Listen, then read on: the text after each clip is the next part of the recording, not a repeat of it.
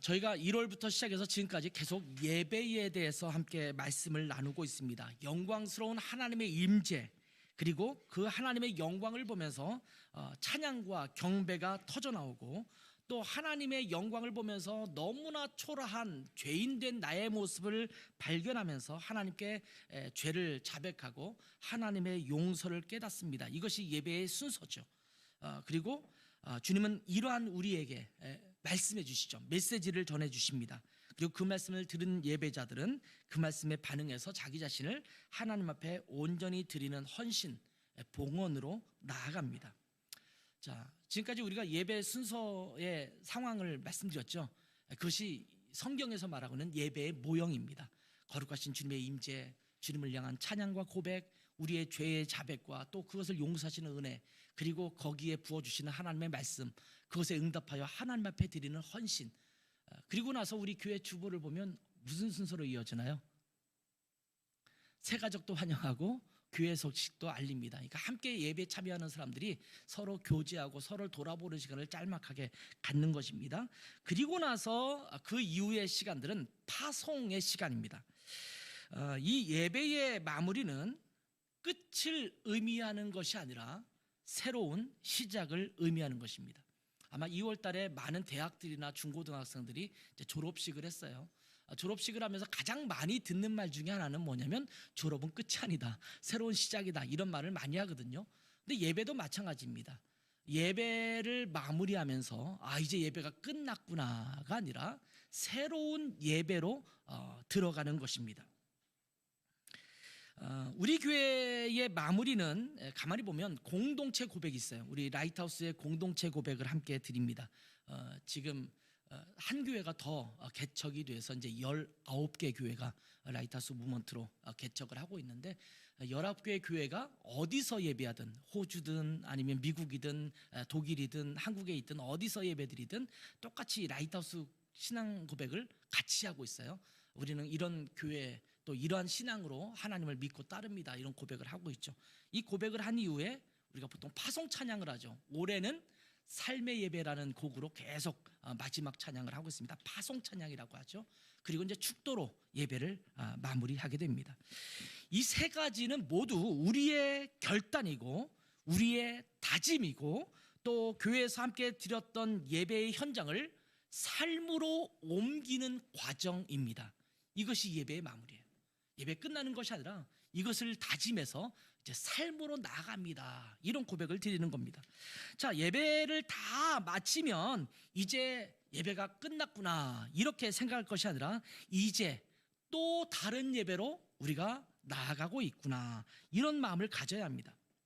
사실 우리의 모든 삶은 하나님께 드리는 예배여야 합니다. 이런 말씀 많이 들어보셨죠?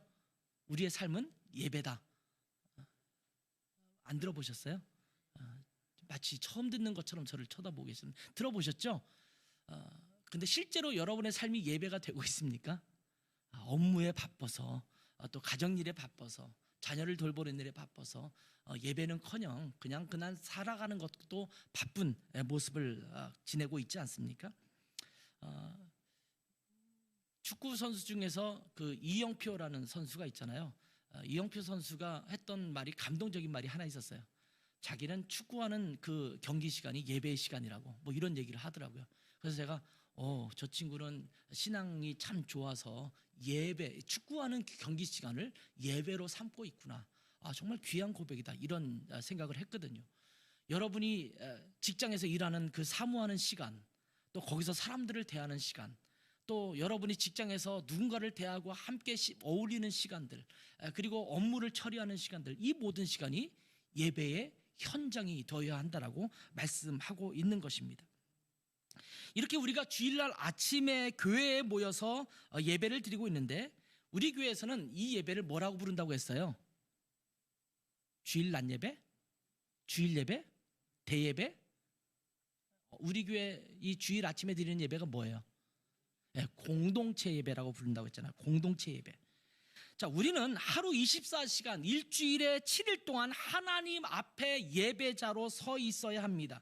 삶이 곧 예배여야 합니다. 삶의 현장이 곧 예배의 현장이 되어야 합니다. 모든 삶이 예배라는 고백을 담아서 일주일에 한 번 우리 교회에 속한 모든 성도들이 함께 모여서 한 공동체로서 하나님 앞에 예배하는 시간이기 때문에 공동체 예배라고 부르는 겁니다. 여러분, 우리 교회의 공식적인 프로그램에서 예배는 한 번밖에 없습니다. 앞으로도 한 번밖에 없을 것입니다. 나중에 우리 교회 프로그램이 생긴다면, 예를 들면 수요일날 모임이 생긴다, 그러면 저는 수요 예배라고 안 붙일 겁니다. 금요일날 무슨 모임을 갖는다, 금요 예배가 아닙니다. 새벽에 기도 모임으로 모여도 새벽 예배가 아닙니다. 물론 모든 것이 예배여야 되기 때문에 거기다 예배를 붙여도 상관은 없어요. 그런데 우리가 정말 모형을 가지고 마음을 다해서 함께 모여서 드리는 예배는 주일에 드리는 공동체 예배예요. 나머지는 예를 들면 수요일날은 뭐 강해를 한다든지 아니면 기도 모임을 한다든지 그러면 기도회가 될 것이고, 새벽에도 무엇을 하러 주로 모여요? 새벽 기도회잖아요. 그러면 기도회여야지 그것이 예배 시간이 아니에요. 그러니까 한국 사람들은 모든 것에 예배를 붙이니까 예배에 대한 온전한 마음이 자꾸 사라져요. 제가 좀 가장 별로 이렇게 탐탁치 못하게 생각하는 것 중에 하나가 뭐냐면, 어떤 프로그램을 할 때 앞에 하는 경건 예배, 이거는 하나의 의식적인, 마치 뭔가를 하나 때우기 위해서 하는 것 같아요. 순서를 맡은 사람도 빨리빨리 맞춰, 찬송도 짤막하게 부르고 간단하게 부르고 또 설교도 짤막하게 하고 빨리 모든 것을 마치고 그 다음에 프로그램을 위해서 그냥 존재하는 거예요. 마치 국민 의례하듯이, 국기된 맹세하고 애국가 부르듯이 마치 경건 예배를 그렇게 드려요. 심지어 야외 예배를 간다고 하면 야외에 가서 예배를 드리는 거잖아요. 근데 야외에 가서 예배 드릴 때 어떻게 합니까? 경건 예배 빨리 마치고 뭘 해야 돼요? 놀아야죠. 고기도 굽고 먹고 함께 레크레이션도 하면서 지내려고 하기 위해서 마치 의식적인 예배를 앞부분은 짤막하게 드리는 거예요. 저는 그럴 필요가 없다고 봐요. 그냥 저가 독일에 있을 때 야외 모임을 갖는다 그러면 앞에 짤막하게 기도하고 찬송 하나 딱 불러요. 그리고 나서 그냥 노는 거예요. 근데 주일날 야외배를 갈 때가 있어요.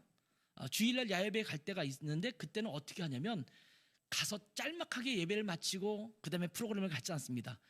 교회에서 모였던 그 모임 그대로 야외에서 똑같이 예배를 드려요. 저희는 성가대도 있고 또 오케스트라도 있었거든요. 독일에서는 오케스트라도 야외 다 첼로, 바이올린 가구가 나가서 거기서 찬양할 때 하고, 성가대도 거기서 딱 서서 성가대 찬양을 하고, 주일날 하는 예배의 순서를 그대로 가서 야외에서 하는 거예요. 야외에서 드리는 예배지 뒤에 놀기 위해서 드리는 요식회의가 돼서는 안 된다라는 거예요. 그래서 저는 교회에서 예배가 너무 많아요. 그러니까 예배가 너무 많으니까 예배에 대한 매너리즘에 빠져서 예배를 온전히 집중해서 드릴 수가 없는 거예요. 여러분, 이따도 얘기하겠지만 우리가 교회에서 공동체로 드리는 예배는 한 번이면 좋게, 물론 더 할 수 있어요. 더 한다는 게 나쁘다는 말씀이 아니에요. 그러나 우리 교회에서는 프로그램상으로는 주일날 드리는 공동체 예배가 하나님 앞에 집중해서 정제된 그런 예배로 드리게 될 것입니다. 개인 예배도 있고 가정 예배도 있고 또 몇몇이 함께 모여서 소그룹으로 모이는 예배도 있을 수 있습니다만, 라이트하우스 고향 공동체가 함께 한 자리에 모여서 하나님 앞에 공동체로서 서는 시간, 이것이 바로 우리가 드리고 있는 공동체 예배입니다. 그림으로 설명한다면, 지금 잠깐 이제 그림이 여기에 잠깐 나가게 되겠죠. 자, 우리의 모든 삶이 예배입니다. 삶의 예배를 드리는 거예요. 이러한 고백을 담아서 모든 삶이 주님 앞에 드리는 예배입니다. 그런 고백으로 일주일에 한 번 모여서 1시간 내지 2시간 정도는 우리가 그 삶의 예배를 응집시켜서 하나님 앞에 공동체로 나아갑니다. 이게 떼어 드리는 시간이 공동체 예배의 시간입니다. 그렇기 때문에 우리가 주일에 드리는 공동체 예배는 우리의 모든 삶이 예배입니다 라고 하는 고백의 시간이 이 시간인 거예요. 하나님, 지난 일주일 동안 우리가 삶으로 예배드렸습니다.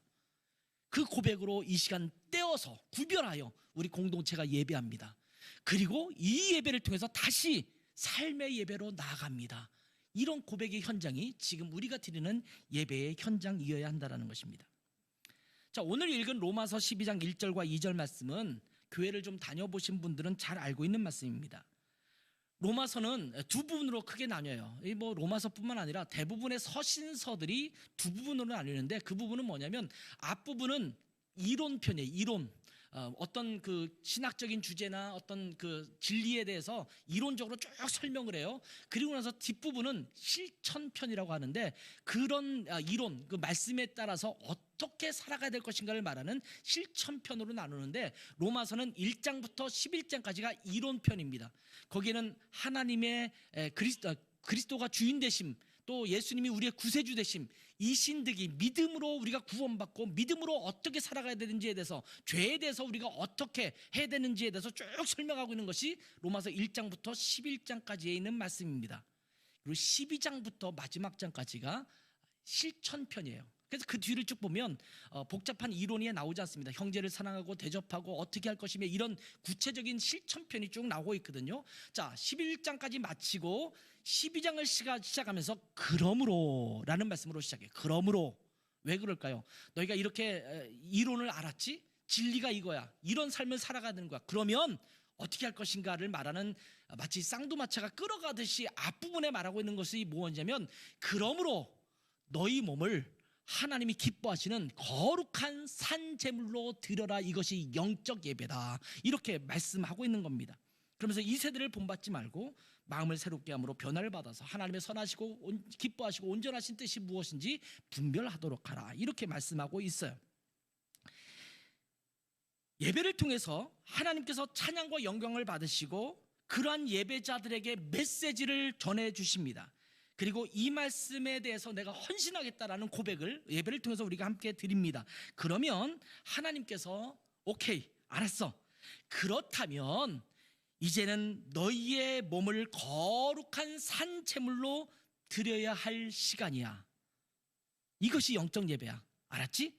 지금부터는 너희 몸을 거룩한 산 제물로 드리는 시간이라고 말하면서 그 뒤에 로마서에 말하는 것처럼 그럼 형제를 사랑하고 어떻게 돌보고 뭐 이런 얘기를 쭉 하고 있는 것처럼 말씀하고 있는 거예요.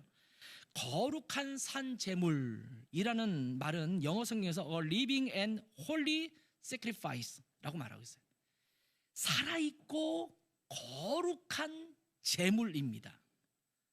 예배를 마치면 우리는 삶을 향해서 나아가야 합니다. 그냥 예배실에 남아 있을 수만은 없습니다. 예배는 우리를 삶으로 나아가게 합니다. 어떤 목사님과 사모님이, 목사님이 맨날 단위회에서 거룩한 말씀을 선포하고 또 말씀을 잘 전하고, 그래서 단위회 있을 때는 굉장히 거룩해 보이는데 집에 와서는 좀 많이 사모님을 힘들게 했나 봐요. 그러니까 사모님이 목사님 거기서 좀 내려오지 마시고 거기 계속 있으시라고 이렇게 요청했다는 웃지 못할 해프닝이 있었답니다. 우리가 예배실에 있으면 다 거룩해 보이잖아요. 좋아 보이잖아요. 할렐루야, 안녕하세요, 뭐 주의 은혜가 있습니다, 막 이렇게 얼굴에 미소도 띠면서 아주 친절하게 얘기하는데, 예배를 끝나고 나가면 우리의 삶이 마치 두 얼굴의 사나이처럼 확 바뀌지는 않습니까? 찬송가 442장에 3절에는 이런 고백이 나옵니다. 밤 깊도록 동산 안에 주와 함께 있으려 하나, 괴로운 세상에 할 일 많아서 날 가라 명하신다. 나는 주님과 함께 그 동산 안에서 정말 그곳에 머물고 싶은데, 마치 그 영광스러운 변화산에서 베드로와 제자들이 주님의 영광스러운 목도하고 여기에 초막셋을 짓고 여기에 머물고 있습니다 라고 말할 때, 아니야, 이곳이 아직 머물 곳이 아니야 라고 하면서 세상으로 나아가게 하라고 했던 것처럼, 주님은 이 예배실 안에 남아있는 자가 아니라 이제 삶을 향해서 나아가라고 말씀하고 있는 겁니다. 주님께서 예배를 받으시고 우리에게 말씀하시면서, 자, 이제 너의 삶으로 나아갈 시간이야. 자, 이제 세상을 향해서 출발! 이렇게 말씀하시면서 우리를 세상을 향하여, 일상의 삶을 향하여 나아가라고 명하십니다. 공동체 예배에서는 이 시간을 뭐라고 부른다고요? 파송이라고 부르는 거예요. 주님께서 우리를 세상으로 파송하는 시간입니다. 그래서 주님 앞에서 라이트하우스 공동체 고백으로 마음의 결단을 다짐하고, 거기에 뭐라고 고백하고 있어요? 우리가 공동체 고백에서 주님은 우리의 주인이십니다. 주님은 우리의 목자이십니다. 주님 한 분만으로 만족합니다. 이런 고백을 하잖아요. 이제 세상으로 나아가 그리스도를 주인으로 선포하는 삶을 살겠습니다. 이런 결단을 하지 않습니까? 공동체 고백을 하는 거예요. 그리고 세상을 향해 나아가도록 마지막 찬양을 파송 찬양으로 부르는 겁니다.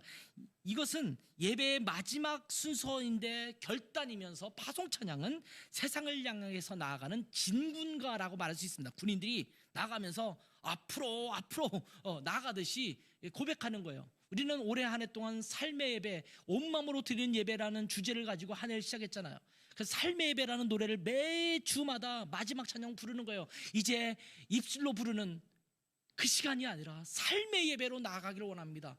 이런 파송의 찬양을 함께 부르는 것입니다. 그런데 삶으로 나아가기 위해서는 먼저 온전한 예배가 선행되어야 합니다. 예배를 제대로 드리지 못하면 삶의 예배로 나아갈 수가 없습니다. 공동체 예배를 통해서 하나님을 온전히 만나고 하나님의 영광스러움과 거룩하심을 우리 안에 가득 담고 주님의 말씀으로 힘을 얻어서 세상으로 나아가야만 삶의 예배를 제대로 드릴 수가 있습니다. 예배를 온전히 신실하게 제대로 드릴 때 내 삶의 변화가 찾아오게 되고 삶의 예배로 나아가게 되는 것입니다. 그렇기 때문에 주일에 드리는 이 공동체 예배는 정말 중요한 시간입니다. 이 예배를 소홀히 여겨서는 안 됩니다. 이 예배에 집중해야 합니다. 이 예배에 목숨 걸어야 합니다. 이 시간을 헛되게 보내면 일주일의 삶이 무너지기 때문입니다. 공동체 예배에서 주님을 깊이 만나고 주님을 향한 온전한 찬양과 경배가 드려지고 우리에게 남아있는 죄악들을 그리스도 예수의 십자가의 보혈 앞에서 깨끗하게 해결해야 합니다. 그리고 하나님 앞에 하나님의 말씀에 귀 기울여 듣고 그 말씀에 온전히 반응해서 하나님 앞에 온전히 헌신해야 합니다. 그래야 삶의 예배로 나아갈 수가 있는 것입니다. 어떤 의미에서 주일에 함께하고 있는 이 공동체 예배는 우리의 삶을 영적으로 무장하는 시간이라고 말할 수가 있습니다. 그만큼 공동체 예배가 중요합니다. 이번 주 바쁜 일이 있으니까 이 예배 좀 빼놓지 중요한 일이 있으니까 빼놓지. 굉장히 별것 아닌 것처럼 느껴지지만 굉장히 삶의 예배를 무너뜨리는 흉악범이 될 수 있어요. 만약에 그게 별로 느껴지지 않는다면 빠졌는데도 별로 문제가 없어요. 그렇다면 지금까지 예배를 잘못 드린 거예요. 예배를 제대로 드렸다면 그 예배가 얼마나 중요한지를 깨닫게 될 수밖에 없어요. 이 예배가 없으면 내 삶이 무너지는구나. 내 삶을 지탱해주는 정말 보석과 같은 그런 시간이구나. 이것을 깨달을 수밖에 없을 것입니다. 공동체 예배를 허투루 보내면 안 됩니다. 이 예배에 목숨을 걸어야 합니다. 그래야 우리의 삶의 능력이 덧입혀지는 시간이 되고 일주일 동안 살아가면서 온전한 삶의 예배를 드릴 수가 있는 것입니다. 자, 이 공동체 예배를 마치면 이제 삶으로 나아갑니다. 이제 일상의 현장으로 나아갑니다. 가정과 직장과 사업장과 학업으로 나아갑니다. 공동체 예배를 통해서 하나님 앞에 온전히 예배했다면 이제부터는 일상의 현장이 예배의 현장이 되도록 해야 합니다. 오늘 본문에서 그러므로 형제들아 내가 하나님의 모든 자비하심으로 너희를 권하노니 너희 몸을 하나님이 기뻐하시는 거룩한 산제물로 드리라. 이는 너희의 드릴 영적 예배니라. 이렇게 말씀하시는데 여기에서 너희 몸을 하나님께 산제물로 드리라. 이렇게 말씀하셔요. 여기서 나오는 몸이라는 단어가 그 본문 안에서는 헬라어로 소마타라는 말이 쓰여져요. 소마타. 소마타의 원형이 소마입니다. 혹시 소마라는 말 어디서 좀 들어본 것 같지 않아요? 소마 트리오 이런 그 단체도 있고 그런데 소마라는 단어예요. 이 소마라는 단어는 단순히 육신을 이 몸만을 의미하는 단어가 아닙니다. 이것은 전인적인 몸을 의미합니다. The whole man. 우리의 지식과 우리의 의지와 우리의 영혼과 우리의 심정과 모든 것을 포괄하는 단어가 이 소마라는 단어입니다. 하나님께서 기뻐하시는 영적 예배는 단지 예배 의식에만 참여하는 것이 아닙니다. 예배 의식을 통해서 하나님 앞에 온전한 예배를 드려야지만 거기서 머물 것이 아니라 더 나아가서 일상의 현장이 예배의 현장이 되도록 해야 합니다. 삶 속에서 부딪히는 수많은 일상 속에서 하나님을 예배해야 합니다. 자, 마태복음 25장 40절 그리고 45절을 한번 읽어볼까요? 40절부터 먼저 읽겠습니다. 같이 읽습니다. 시작. 임금이 대답하여 이르시되 내가 진실로 너희에게 이르노니 너희가 여기 내 형제 중에 지극히 작은 자 하나에게 한 것이 곧 내게 한 것이니라 하시고, 45절입니다. 시작. 이에 임금이 대답하여 이르시되 내가 진실로 너희에게 이르노니 이 지극히 작은 자 하나에게 하지 아니한 것이 곧 내게 하지 아니한 것이니라 하시니. 제가 말씀드렸죠. 그 성경을 읽을 때는 어떻게 읽어라? 큰 소리로. 말의 능력이 있어요. 그러니까 여러분 말씀 읽을 때는 좀 큰 소리로 읽으시면 좋을 것 같아요. 자, 우리는 지금 하나님 앞에 예배하고 있습니다. 예배가 뭐예요? 하나님을 경배하고 하나님을 섬기는 겁니다. 서비스 아니에요? 독일어로 고테스딘스트라고 말했잖아요. 하나님을 향한 섬김이라고 말씀드렸잖아요. 자, 그런데 주님께서는 지극히 작은 자에게 한 것이 내게 한 것이고 지극히 작은 자에게 안 한 것이 바로 내게 안 한 것이다, 이렇게 말씀을 하십니다.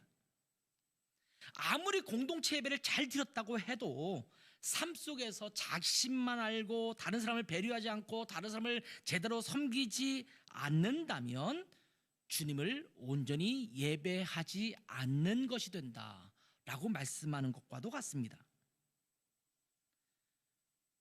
우리 교회는 큰 사이즈의 교회도 아니고 작은 개척교회이기 때문에 그럴 일은 별로 없지만 조금 큰 교회를 가면 예배 끝나고 나오면서부터 다툼의 현장이 많을 때가 많아요. 주차장에서부터 싸웁니다. 내 자리 차를 빼라, 이러라 저러라 하면서 얼굴을 부그락 클그락 하면서 그런 경우도 발생하죠. 심지어 주차 안내하시는 장로님도 막 큰 소리로 얼굴 붉히면서 거기 내지 말라니까 왜 거기다 내세요, 소리치고 막 아우성이 될 때가 있어요. 교회에서 끝나고 재직회를 하든 무슨 회의를 하면 얼굴이 불그락 하면서 고성을 외치고 막 그러면서 예배 끝나고는 전쟁이 시작됩니다. 그것은 온전한 예배를 드린 것이 아닙니다. 예배는 하나님 앞에 섬기듯이 다른 사람도 온전히 섬기는 것이 온전한 예배가 되는 거예요. 그것이 바로 삶의 예배입니다. 미가서 6장 6절에서 8절 말씀은 아마 잘 아시는 말씀일 거예요. 이렇게 말씀하십니다. 내가 무엇을 가지고 여호와 앞에 나아가며 높으신 하나님께 경배할까? 내가 번제물로 1년 된 송아지를 가지고 그 앞에 나아갈까? 여호와께서 천천의 순양이나 만만의 강물 같은 기름을 기뻐하실까? 내 허물을 위하여 내 마다들을 내 영혼의 죄로 말미암아 내 몸의 열매를 드릴까? 내 몸의 열매가 자식이에요. 다 이걸 드릴까? 이러면서 뭐라고 말씀하십니까? 주님께서 말씀하시는 선포하는 말씀이 8절입니다. 사람아, 주께서 선한 것이 무엇임을 내게 보이셨나니 여호와께서 내게 구하시는 것은 오직 정의를 행하며 인자를 사랑하며 겸손하게 내 하나님과 행하는 것이 아니냐, 이렇게 말씀하십니다. 예배 의식, 제사죠. 예배 의식에 참여해서 예배하는 것보다 중요한 것은 정의를 행하고 서로 사랑하고 겸손한 태도로 하나님과 동행하는 삶을 살아가는 것이다 라고 말씀하고 있는 겁니다. 진짜 예배자는 예배 의식, 이 공동체 예배에서도 온전히 하나님을 예배하지만 예배가 끝난 이후에는 삶의 현장에서 하나님을 섬기듯이 일상의 삶을 살아가는 자가 진짜 예배자입니다. 여러분은 어떠십니까? 한 주간 동안 예배자로 살아오셨어요? 자, 하나님께 예배한다는 것은 하나님을 영화롭게 한다는 말과도 같은 말입니다. 하나님을 높여드리는 것이 예배입니다. 그렇다면 참된 예배는 삶으로 하나님을 영화롭게 해야 합니다. 하나님은 우리가 삶으로 하나님을 영화롭게 하기를 원하십니다. 오늘 본문 2절을 보면 너희는 이 세대를 본받지 말고 오직 마음을 새롭게 함으로 변화를 받아 하나님의 선하시고 기뻐하시고 온전하신 뜻이 무엇인지 분별하도록 하라 라고 말씀하십니다. 자, 하나님의 선하시고 기뻐하시고 온전하신 뜻이 무엇인지 분별하여 변화된 삶을 살아가라 라고 말씀하고 있는 것입니다. 이 세대를 본받지 말고 변화된 삶을 살아가는 것이 하나님께서 기뻐하시고 온전하고 또한 선한 삶입니다. 이것이 하나님이 기뻐하실 영적 예배라고 말씀하십니다. 자, 히브리서 13장 15절 16절을 같이 한번 읽어보겠습니다. 히브리서 13장 15절 16절 시작. 그러므로 우리는 예수로 말미암아 항상 찬송의 제사를 하나님께 드리자. 이는 그 이름을 증언하는 입술의 열매니라. 오직 선을 행함과 서로 나누어 주기를 잊지 말라. 하나님은 이 같은 제사를 기뻐하시느니라. 자, 예수로 말미암아 항상 찬송의 제사를 하나님께 드리라고 말씀하고 있죠. 그러면서 하나님은 이 같은 제사를 기뻐하신다 이렇게 말씀하세요. 근데 이 하나님이 기뻐하시는 이 같은 제사가 무엇입니까? 선을 행하고 서로 나누어 주는 삶입니다. 여러분, 성경에는 이런 구절들이 굉장히 많이 등장하고 있습니다. 아주 두드러지게 얘기하고 있는 것 중에 하나가 야고보서 말씀이에요. 너희가 믿음이 있다고 하면서 하나님의 사람이라고 말하면서 삶으로 선을 행하지 못한다면 그게 무슨 믿음이 있는 사람이냐? 너의 행함으로 믿음을 보여줘라 이렇게 말씀하고 있잖아요. 동일한 맥락입니다. 너희가 하나님을 정말 예배한다면, 하나님을 경배한다면, 하나님을 영화롭게 하고 하나님을 높여드리길 원한다면 너희의 삶에서 사람들에게 나누어주고 베풀고 선을 행하고 이것이 바로 하나님을 예배하는 것이야 이렇게 말씀하는 거예요. 근데 안타깝게도 많은 크리스천의 삶에서 그 하나님을 예배하는 예배자의 삶을 발견하지 못하는 거예요. 부끄럽게도 목사에게서도 발견하지 못할 때가 많고, 크리스찬이라고 하는 정치인들이나 크리스찬이라고 하는 유명 인사들이나 이런 사람들의 모습에도 이율배반적인 모습들이 보이니까 정말 참된 예배자를 찾기가 어려운 이 시대를 살아가고 있는 것이 현실입니다. 근데 뭐 다른 걸 얘기하고 싶지 않아요.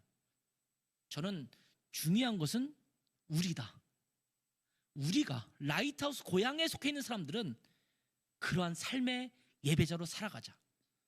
여러분이 머무는 곳, 여러분이 있는 그 자리가 예배의 터전이 되고 그 자리가 예배의 장소가 되고 예배의 현장이 되게 하자.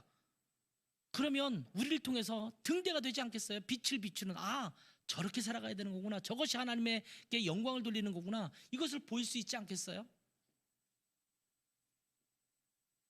예수 믿는 사람들은 이런 삶을 살아가는구나, 역시 하나님은 살아계시는가 보네 라고 말하면서 하나님 앞에 영광을 돌리게 될 줄 믿습니다. 빌립보서 1장 11절은 하나님은 우리가 어떤 삶을 살기를 원하시는지에 대해서 잘 말씀해 주고 있습니다. 같이 읽겠습니다. 시작. 예수 그리스도로 말미암아 의의 열매가 가득하여 하나님의 영광과 찬송이 되기를 원하노라.